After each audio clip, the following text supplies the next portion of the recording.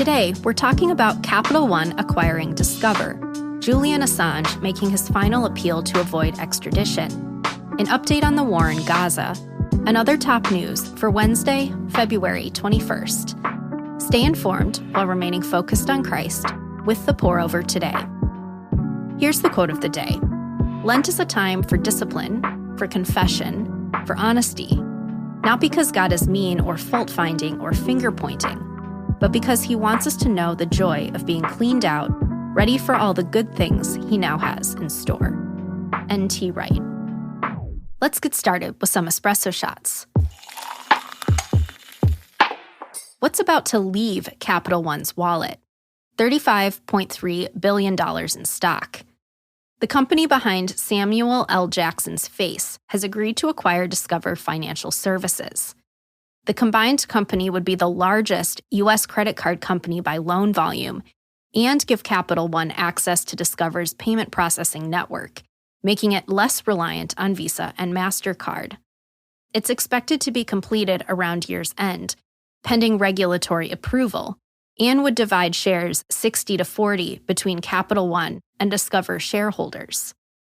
Speaking of big numbers, OpenAI allowed employees to cash out shares in the company at an $80 billion valuation, nearly tripling its valuation in the last 10 months.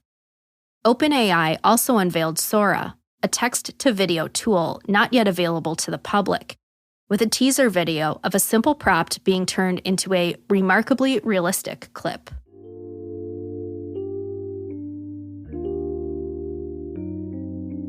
Here's a verse to consider when talk of billions makes you wish you had more. Do not lay up for yourselves treasures on earth, where moth and rust destroy, and where thieves break in and steal, but lay up for yourselves treasures in heaven, where neither moth nor rust destroys, and where thieves do not break in and steal. Matthew 6:19 and 20.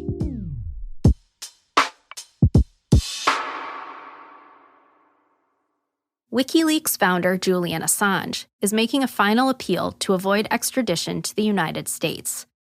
In 2010, Assange released classified information on America's involvement in Iraq and Afghanistan.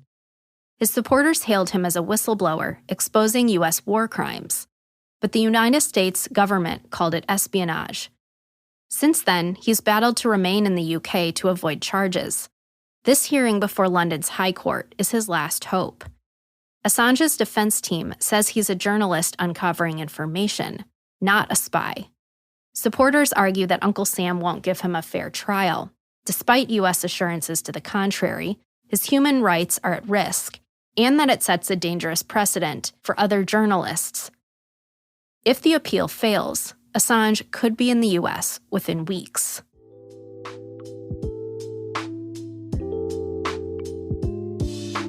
Christians should always root for justice and fairness, whether it's a world-famous celebrity or a random person on trial. Our job is to try to please Jesus, who will judge everyone fairly and win in the end. 2 Corinthians 5:9-11 says, "Our only goal is to please God, for we must all stand before Christ to be judged. Each one will receive what he should get, good or bad, for the things he did when he lived in the earthly body. We know what it means to fear the Lord, so we try to help people accept the truth."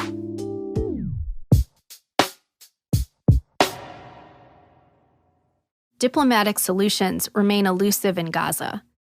Yesterday, the U.S. vetoed a UN resolution for an immediate ceasefire for the third time, proposing instead a temporary ceasefire that calls for the release of all Hamas-held hostages and opposes Israel's ground offensive in Rafah.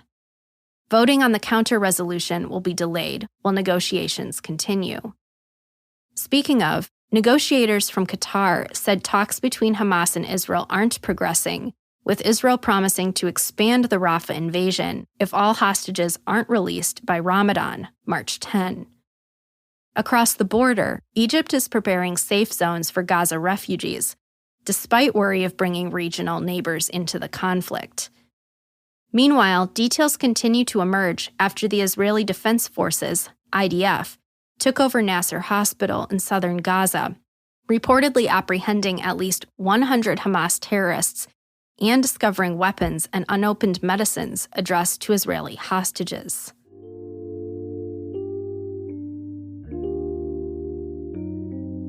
The stakes are high across the world, and the war is largely out of our hands. What we can do is pray, demonstrating faith in our sovereign King. Pray for wisdom, justice, and peace to rule in the Middle East. The Lord hears us. 1 Timothy 2:1-3 says, "First of all then, I urge that supplications, prayers, intercessions, and thanksgivings be made for all people, for kings and all who are in high positions, that we may lead a peaceful and quiet life, godly and dignified in every way. This is good, and it is pleasing in the sight of God our Savior." What would you do if you were falsely accused of murder? For Hannah Overton, that question isn't hypothetical. Hannah was a regular mom of 4 in Texas when, out of the blue, she was falsely accused of murder. Hannah was shocked by the lies, and as a firm believer, she knew that God would come to her rescue and never let those rumors spread. But the exact opposite happened. Hannah eventually stood before a jury of her peers and heard them sentence her to life in prison. This was a terrible mistake. How could God have let her down? But Hannah would soon discover that God had a plan all of his own. Listen to Hannah's entire story on episode number 16 on the Compelled podcast, titled "Falsely Accused of Murder and Sentenced to Life in Prison." Listen on your podcast app or at compelledpodcast.com.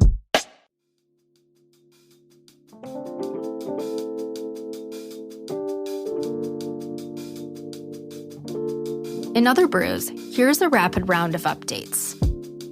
Alabama's Supreme Court has ruled that frozen embryos are children under state law, allowing 2 wrongful death lawsuits against a fertility clinic to proceed.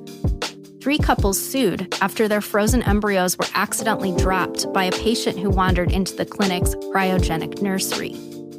The defendants criticized the ruling, saying it would make IVF substantially more expensive and onerous. In a video posted Monday, Yulia Navalnaya, the widow of Alexei Navalny, vowed to continue his work opposing Russian President Putin. Russian officials say Alexei died of sudden death syndrome while imprisoned at an Arctic penal colony. His supporters believe he was murdered.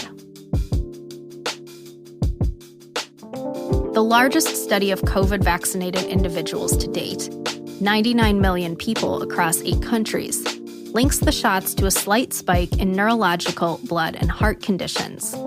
Researchers looked for 13 adverse events, including myocarditis and Guillain-Barré syndrome, within 42 days of receiving a dose. Researchers also noted that others have found a higher risk of the conditions with COVID-19 infection than vaccines.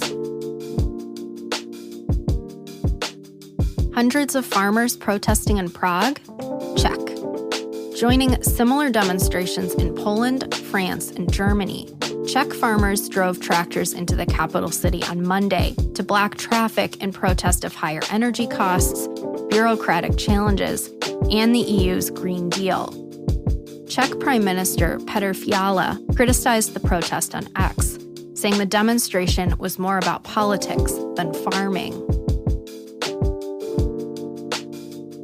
He couldn't have timed it better. William Byron won the 2024 Daytona 500, grabbing the white flag just as a collision between 2 other cars prompted a race-ending caution. The victory marks the 11th Cup Series win of Byron's career, his first at Daytona, and ties the record for most Daytona 500 wins for his team, Hendrick Motorsports, with 9. And that's all we have for today. Thanks so much for listening. If you're listening on the Apple Podcasts app, give us a 5-star rating and drop a review. If you're listening on Spotify, give us a follow and hit the notification bell to never miss a new episode. We appreciate your support and hope you have a great day. We'll see you on Friday.